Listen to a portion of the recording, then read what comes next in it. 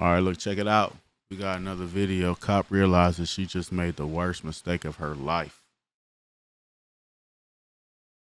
She's gonna get administrative leave, but I guess we can call it that. But let's just see what step out of the car about. real quick, okay? And I'll explain what's going on. Don't. We're not doing nothing. Don't. You're tensing up, bro. Don't do it. Don't do it. Keep your hands right back. Wait. Don't. I'll tease you! You did? Yes! Okay. I grabbed the gun! I shot him! Oh my God! A traffic stop in the spring. Dang. I kind of feel bad for her in the moment. You know what I'm saying? She just made a little mistake.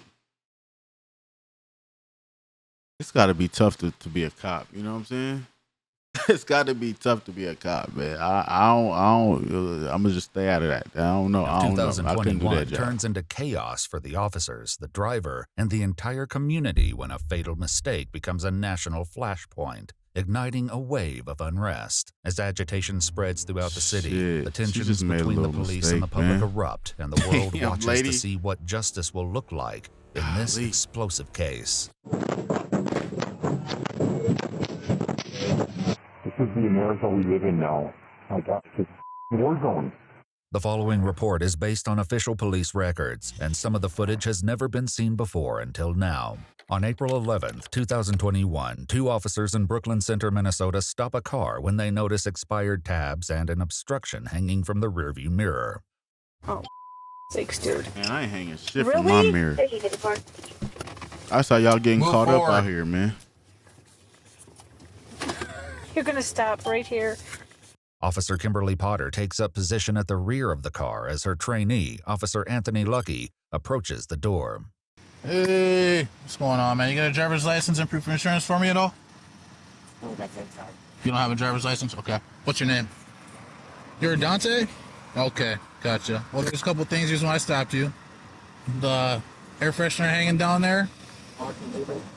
Yeah, can't do that. And then our other question is your tabs. Yeah, just keep looking for the insurance, and then I'm gonna write your name, date of birth down. All right?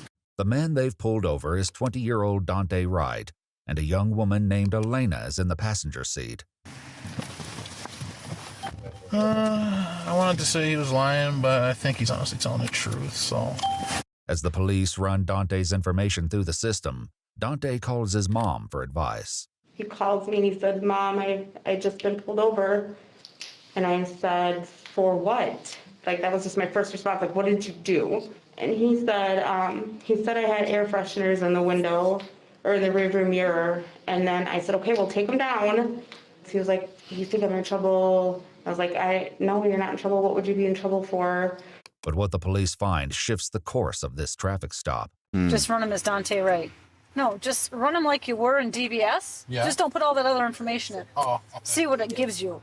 Status, suspended, mail, state records hit. See? Don't want to code for yourself. He's got a gross misdemeanor warrant, and there's an OFP for a female, so I need to ID her. There's also residue, like weed on the middle console, so probably search the car. Apparently the car is his brother's. You want to tell him what the warrant's for? Warrant is for the weapons violation. The officers, who have now been joined by a sergeant, return to arrest Daunte, taking the first steps toward an encounter that go will to end jail, in bro. disaster. Just have him step on out. Hey, Daunte. All right, man, here, do me a favor. Just step out of the car real quick, okay, and I'll explain what's going on. You can just put your phone on the dashboard there, okay? So am I going to jail? I'll explain all that in a second, okay? Just turn around, put your hands on your back. You didn't tell you're under arrest, Dante. Okay, so you are going to be under arrest, okay?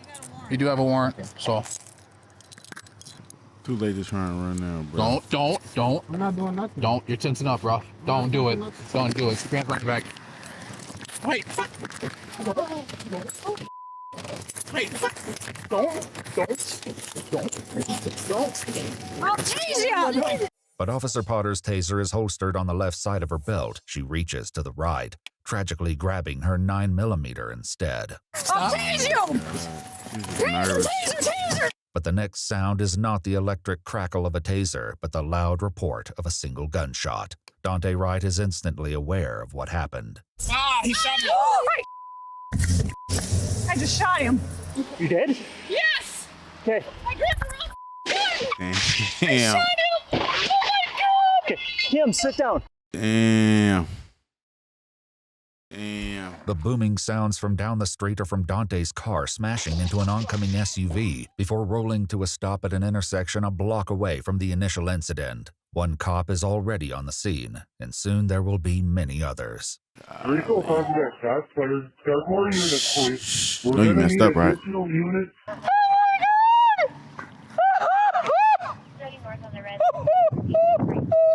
Damn. That's real regret right there, man. She shouldn't be a police officer. I mean, and like as messed up as that sounds, like the police officers got to be able to shoot people and just don't feel nothing. You know what I'm saying? That's just that's just how the job go. It's just part of the job. It don't sound right. It may not be right, but you're not gonna have cops if they're not allowed to shoot people. I mean, like this is clearly an accident. You know what I'm saying? And cops have done worse and gotten away with it, but she got some type of moral compass. You know what I'm saying? She feel bad. This job ain't for you. That job ain't for you, lady. I'm gonna go to prison. Damn. Kim, that guy was trying to take off with me in the car. But Officer Potter is inconsolable, and the news isn't improving. The driver is not breathing according to the passenger. Oh my God! What have I done? What have I done? I mean, if I'll just... But no one else there. I mean, if I'll just... I'm not gonna observe. Wow. What did I do? Damn, she is distraught. I actually feel bad for her. Like this ain't one of them situations. I actually feel bad for her. This is crazy.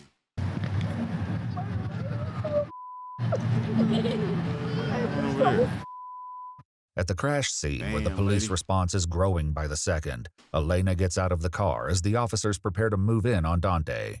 Few, if any of them, know exactly what happened here. We heard over the radio that Brooklyn Center officers, there was a possible shooting, took the male out of the driver's seat. And But they approaching him like he shot somebody. on them. Paramedics quickly arrive at the scene as well, but little can be done. As I approached, I believe they stopped doing CPR. I checked a pulse on his right carotid for what I was aiming at about 10 seconds. I moved over to the left carotid to check over there as well. I did not feel a pulse. Daunte Wright is pronounced dead at the scene, and while it's not clear if Officer Potter immediately received the news, a Hennepin County lieutenant finds her in a worrying state.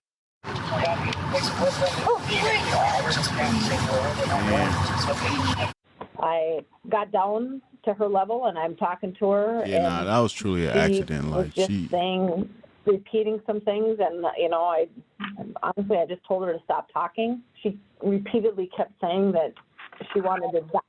Again, how my conclusion came that there was something critical that took place. I'm going to prison. I want to die. Just let me die. I talked to her sergeant twice, and on the second time, he finally listened to me, I said, you need to take her gun from her, because I didn't know the whole realm of it, but I knew it wasn't good. Officer Potter is led to an ambulance where she's checked out before being transported back to the police station. Officer Potter, of course, is far from the only person experiencing trauma from the day's events. I went outside screaming, like I was just so distraught. My neighbors heard me, and my neighbor's like, no, I'll drive you. And there was so much traffic, and I was like, oh my God, I can't. I got out of the car and I started running, but it was so far away.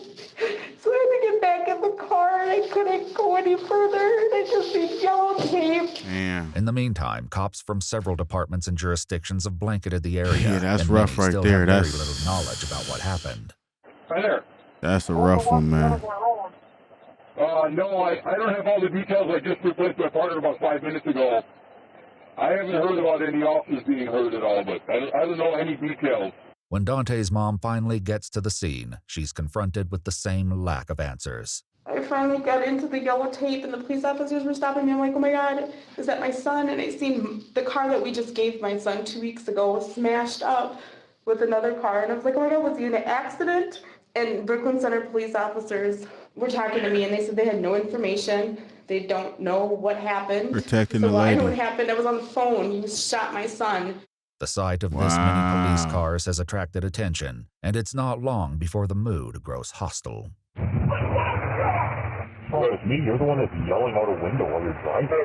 These people don't even know what happened. I don't even know what happened, and they're threatening to hurt people. Unbelievable.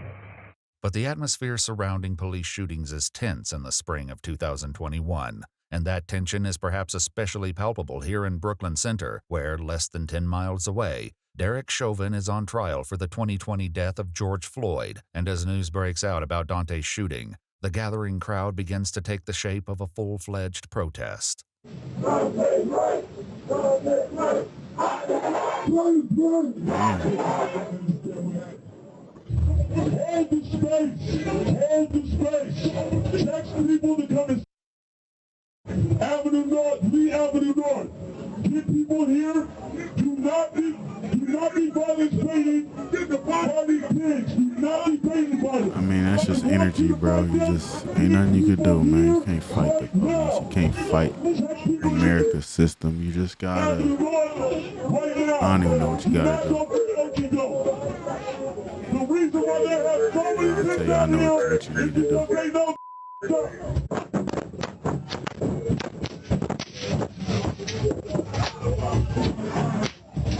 But the growing unrest at the scene of Daunte's shooting is only the first glimpse of what is in store for Brooklyn Center as the day turns into night and news of the incident continues to spread throughout the community. Riot squads gather at the police station as the protests spread and troubling reports come over the radio. See, this the thing, though, right? Like, the lady clearly wasn't fit for the job. She shouldn't have been out there doing that. You know what I'm saying? And then you're going to bring out a bunch of other people, which, I mean, maybe 10% of them ain't fit for the job.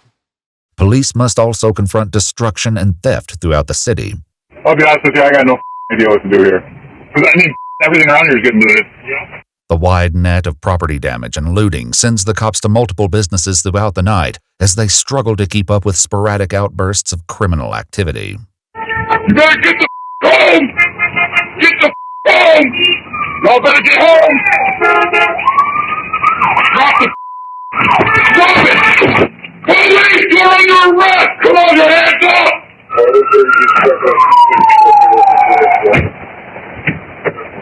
They probably just ran out of here. That kid looks like he's about 8 years old.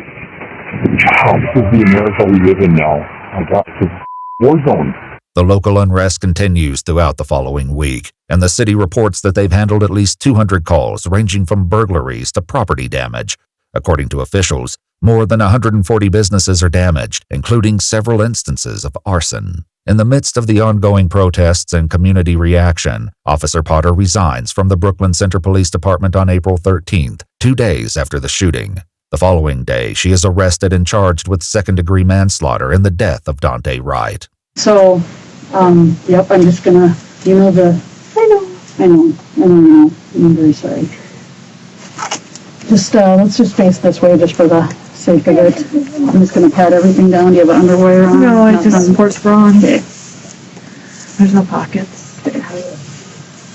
Just kick your leg a little bit for me, thank you. As she arrives at the jail, Potter has an emotional exchange with the officer escorting her. I'd give you a hug, but that's probably not allowed.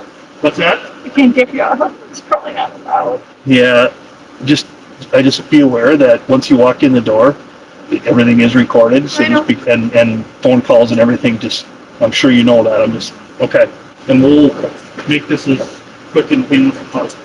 In September, the Minnesota Attorney General added first-degree manslaughter to her charges. At trial, Potter told the jury that she had never before used her taser or her gun on duty in her 26 years of policing and insisted that she didn't want.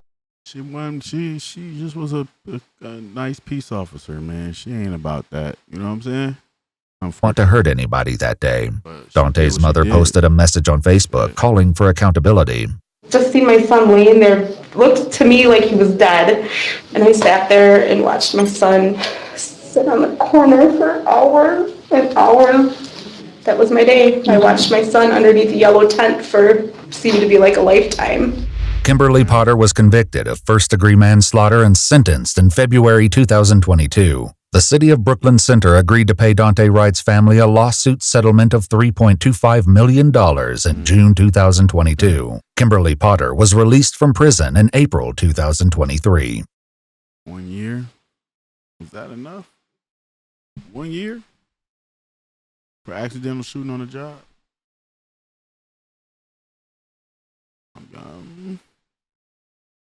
You let me know what y'all think.